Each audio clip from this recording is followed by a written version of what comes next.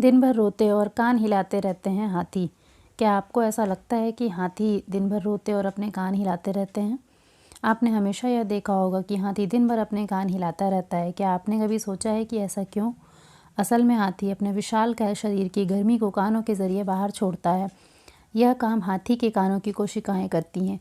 यही कारण है कि अफ्रीका के हाथियों के कान बहुत बड़े होते हैं, क्योंकि वहाँ गर्मी बहुत ज़्यादा पड़ती है। हाथी की आंखों की रोशनी बहुत ही ज़्यादा कम होती है। खास बात यह है कि तेज़ रोशनी में उन्हें कम दिखाई देता है और कम रोशनी में ज़्यादा। हाथी की आंख की पुतलियाँ बहुत जल्दी सूख जाती हैं, जिस वजह से वो अपनी आंख की पुतलियाँ हिला नहीं पाता है। पुतलियाँ आसानी से हिल सके, इसके लिए उन्हें नम रहना ज़रूरी होता है। यही कारण है कि हाथी की आंख में एक तरल पदार्थ की सप्लाई होती रहती है, जो ज़्यादा होने पर आंख से बाहर निकल आता है, जिसे हम आंसू समझ बैठते हैं। छिपकलियों की पूंछ अलग क्यों हो जाती है? इस संदर्भ में आपको यह जानकर आश्चर्यजनक लगेगा कि छिपकलियों की पूंछ किसी विशेष परिस्थितियों में दुर्घटनावश नहीं टूटती हैं, बल्कि ऐसी परिस्थिति में वह स्वयं ही अपने शरीर से इसे झटका देकर अलग कर देती हैं। अधिकतर छिपकली की पूंछ इनके शरीर की तुलना में लंबी होती है, और जब ये भयभीत होकर अपनी जान की सुरक्षा के लिए भाग रही होती हैं, तो दुश्मन का ध्यान दूसरी तरफ मोड़ने के लिए अपनी पूंछ को शरीर से स्वयं ही अलग कर देती हैं। पूंछ का टूटा हुआ भाग काफ़ी देर तक हिलता डुलता रहता है। यह तो आप जानते ही होंगे कि हर जीवित का कोई अंग अलग होने के समय कुछ समय तक हिलता रहता है, और इससे दुश्मन का ध्यान भटक जाता है, जिससे ये खुद चुपके से वहाँ से सुरक्षित होकर भाग निकलती हैं। मज़ेदार बात तो यह है कि शरीर से अपने एक महत्वपूर्ण भाग यानी कि पूंछ के अलग होने से छिपकली को कोई भी दर्द या नुकसान नहीं पहुँचता है, और कुछ समय बाद इनके पहले जैसी नई पूंछ उग आती है। यह नई पूंछ पुरानी जितनी लंबी नहीं हो पाती है।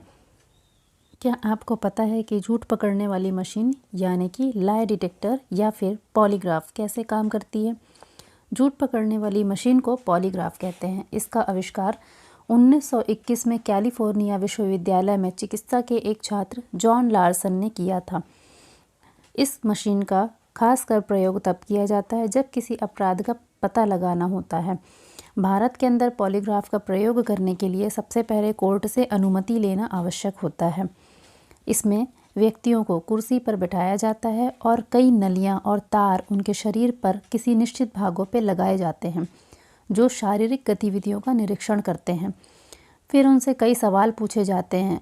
ये माना जाता है कि जब व्यक्ति झूठ बोलता है तो उसके शरीर में कुछ परिवर्तन होते हैं।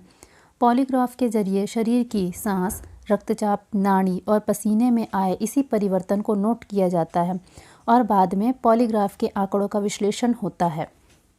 गंगाजल कभी भी खराब नहीं होता। गोमुख से निकली भागीरथी देवप्रयाग में अलकनंदा से मिलती है।